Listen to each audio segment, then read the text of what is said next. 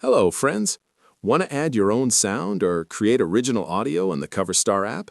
Whether you're a singer, voice actor, or content creator, this guide will walk you through the process.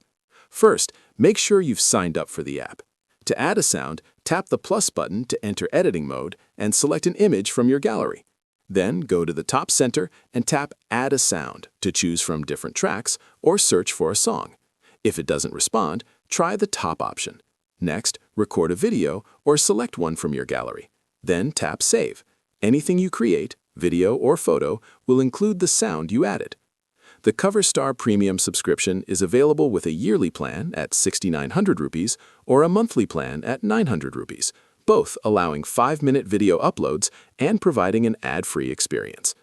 Users can also buy Star Coin packs ranging from 300 rupees to 9,000 rupees to send digital gifts, along with a 300 rupees parental verification fee. I've been using the CoverStar app for some time to explore its features and understand its community.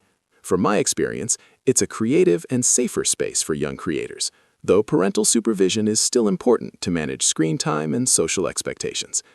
If you found this guide helpful, don't forget to like and subscribe for more practical reviews.